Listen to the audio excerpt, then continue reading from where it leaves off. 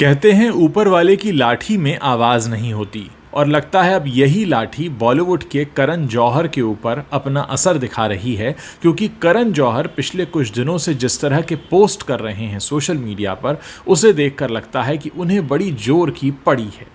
असल में कुछ दिन पहले उन्होंने एक पोस्ट किया था जिसमें वो ताने कस रहे थे फिल्म इंडस्ट्री की उन एक्ट्रेसेस पे जो बोटॉक्स ट्रीटमेंट कराती हैं, सिर्फ अपने लुक्स और फैशन पर ध्यान देती हैं और वो अपने टैलेंट पर ध्यान नहीं देती। अब जो उनका नया पोस्ट आया है उसमें वो लिखते हैं, बड़ा स्केल चाहिए तो वो बनाओ, एक्शन चली एक्शन बनाओ, लव स्टोरी चली तो लव स्टोरी बनाओ, चिक फ्लिक हिट हुई तो वहाँ जाओ, मौसम हर हफ्ते बदलता है, कन्विक्शन हर हफ्ते मरता है, बॉक्स ऑफिस है भैया इंस्टाग्राम की रील नहीं, 30 सेकंड की ट्रेंडिंग में रह जाओगे वहीं के वहीं।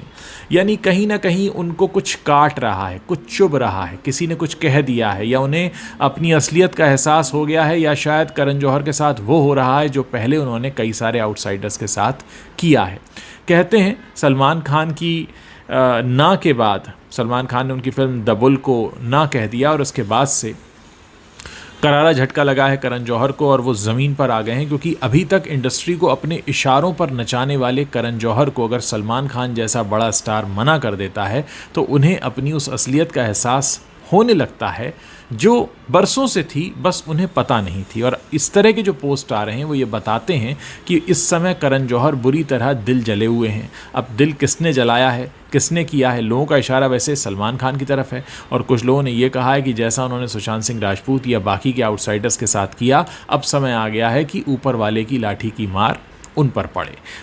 कुछ भी हो दोस्तों, एक बात अपनी जगह पर बहुत फिट बैठती है कि अगर आपने जैसा किया है वैसा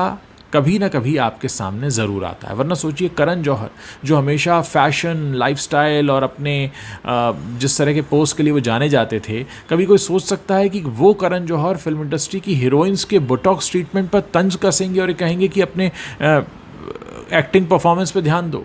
या वो तंज कसेंगे कि जो फेलो फिल्म मेकर्स हैं वो एक जैसी फिल्में बना रहे हैं। वो बात करेंगे कंटेंट की, वो बात करेंगे टैलेंट की। अगर टैलेंट की बात करनी होती तो आप इतने सारे नेपो किड्स को लेकर इस तरह से फिल्में नहीं बना रहे होते करण जौहर साहब। अब जिस तरह के पोस्ट आपके आ रहे हैं वो ये साफ तौर पर बता रहे हैं कि कुछ तो है जो आपको एहसास हो गया है, या आपको समझ में आ गया है कि अब वक्त बदल रहा है, बदलने लगा है, या लोग बदलने लगे हैं, या लोगों ने आपको आईना दिखाना शुरू कर दिया है, वो भी उन लोगों ने जो बिल्कुल आपके आसपास रहते थे। सलमान खान के साथ आपने फिल्म बनाई थी कुछ कुछ होता है, जिसमें एक छोटा सा रोल उन्हें दिया था, फिर वो शिकायत करते रहे कि आपने उनको कभी फ़िल्म ऑफ़र नहीं की। फिर आपने जब उन्हें फ़िल्म ऑफ़र की इतने सालों के बाद तो उन्होंने आपको ठेंगा दिखा दिया, और वो आपको ठेंगा दिखाकर चले गए। और फिर आपको ये लग रहा है कि ये मुझे ना कह दिया किसी ने,